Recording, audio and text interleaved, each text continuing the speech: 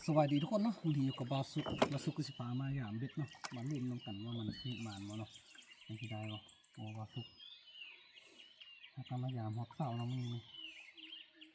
นัดลุ้นเนาะติดบ่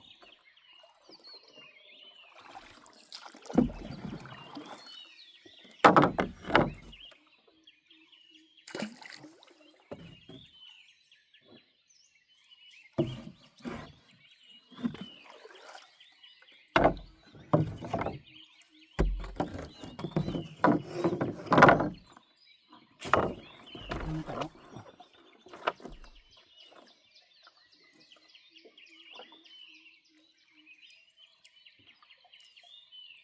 ตัวตอนเสาร์นี่ถือว่าอากาศถือว่าดีเนาะจะบ่ครึ้มเนาะแต่ว่าน่าจะมีแสงแดดมื้อนี้น่าจะแดดออก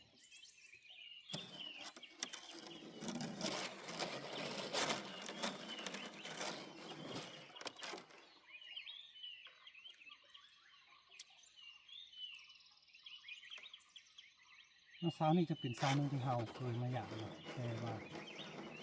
แต่ละเทือเนาะมักติดที่ศูนย์ทางนี้เนาะกับศูนย์ทางนั้นแต่แล้วเครื่องกลางนี่อย่างบ่มักคือกันหรอกแต่ว่าประมาณรุ่นนึงว่ามันสิมีกันเลย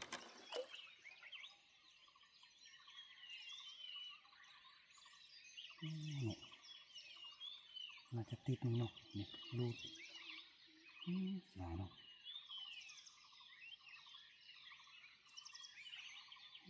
อยู่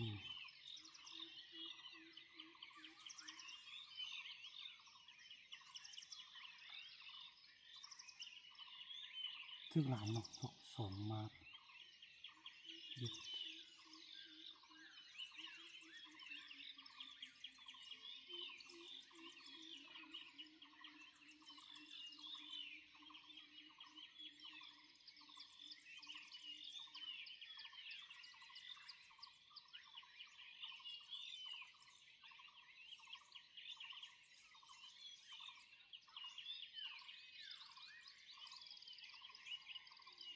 แล้ววงชนมันเนาะมันสิมี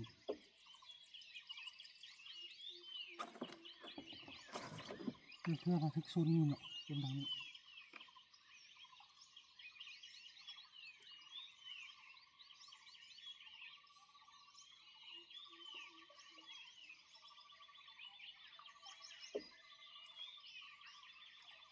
ตะกี้มันมักติดไม้เนาะซุนทางนั้นแต่ว่ามาพวกนี้มันสิติดบ่แต่ว่าติดก็ดีที่ว่าเฮายังดึงขึ้นได้เนาะติดแล้วมันก็ติดเลยคันติดเลยนี่อันตรายถ้าดึงขึ้นดึงของข้าติด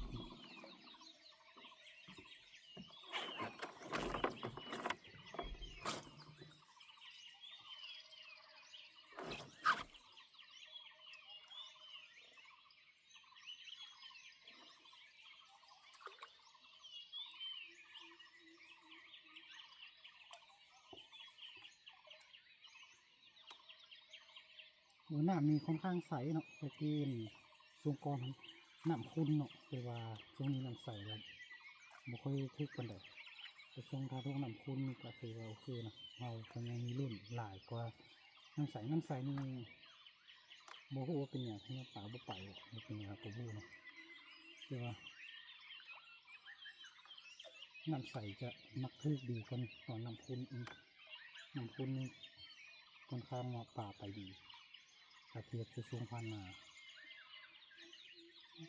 ติดใหม่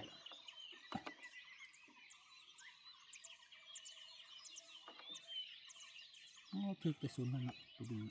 ตรงนี้ทึก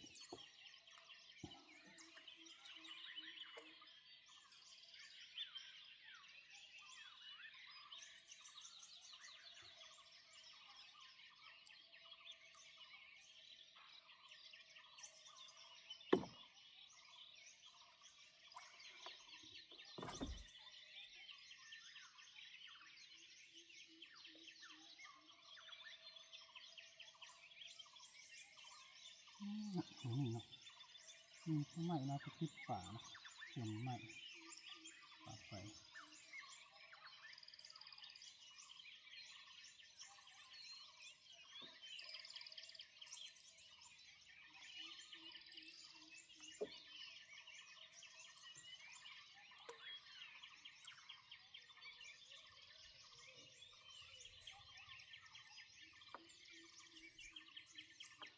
ซุ้มทางนี้ก็มาทึกคือกันเนาะ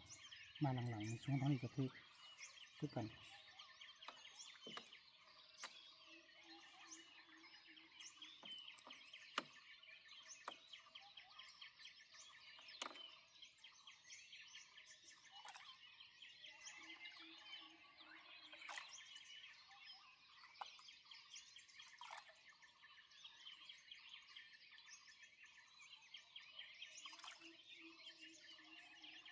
กุยสุดเลยนะ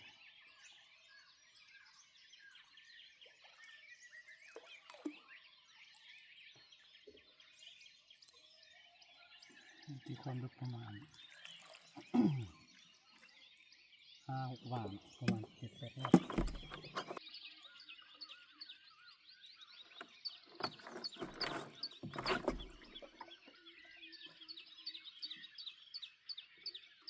ก็น่าจะเป็นเล็บดวงเก้าที่เขาใส่ปลาเอาไว้นะค่อนข้างว่าเขาจะโบได้ง่ายเนาะน้อยเถื่อหรือว่านายน้อยว่อนเขาจะได้ง่ายเพราะเขามีเวลาเขาจะใส่ปลาเอาไปเลยนะเพราะว่าสิง่ายก็ยันใส่วันอื่นยันมันติดง่ายหลายคนที่เขาใส่อยู่ปัจจุบันก็เหมือนกับติดใหม่แล้วเนาะแต่ว่านี่ติดซุนเนาะแต่ว่าเขาก็ดึงขึ้นได้เนาะ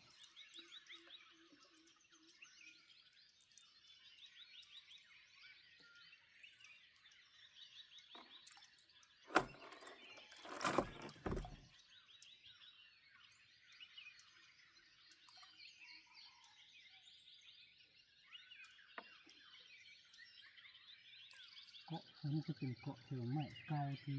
เสื่อมน้ำที่คุณยังบริตัดออกน้ำท่วมขึ้นมาแล้วมันเป็นใหม่ต่อมันจะต่อใหม่เลยเกาะเดี๋ยวบิดนี้ออกก็น่าจะดูมีเลยบิดออกจากบิดจากซุนบิดตัวนี้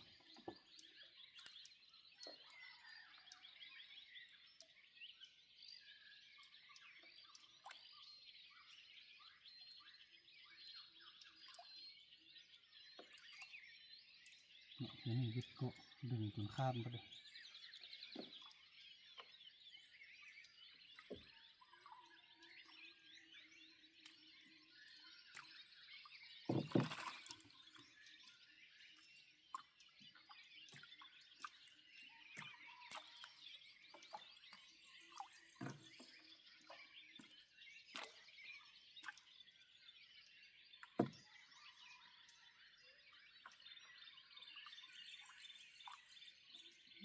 บิดที่คุณจับมันนะ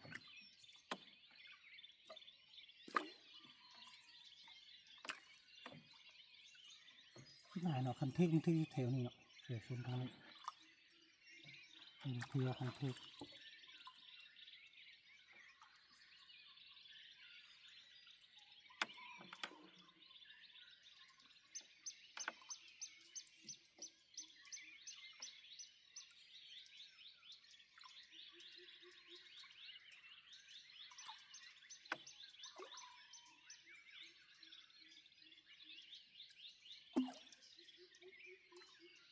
เนาะถึกปลาขาวเนาะก่อน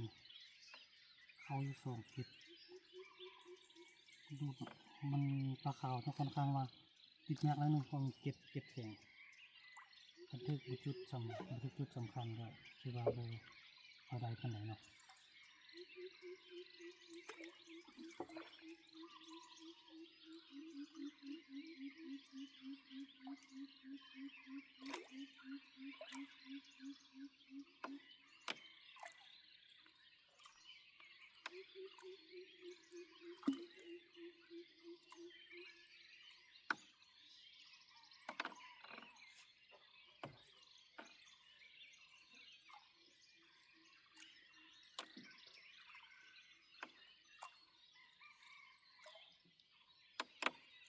ส่วนทางนี้เนาะมันเนาะ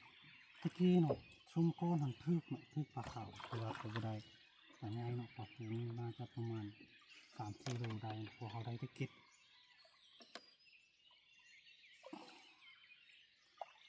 ใหญ่ซ้ำ2 นิ้วเก็บใหญ่เก็บตูม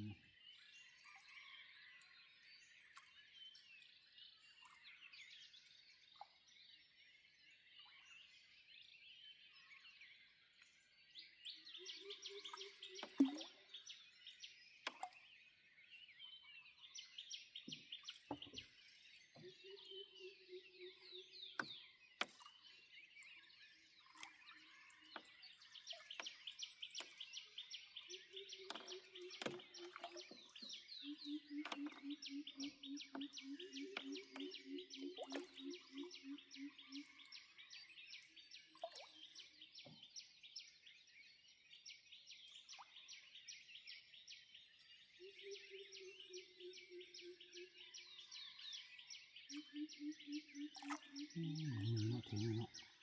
มันชั้นเลยเนาะ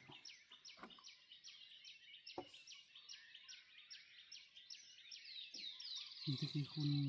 ติดแต่วงกะเช็คใช้ไฟใหม่ว่ามีไฟใหม่ติดกระบอกนี้นะ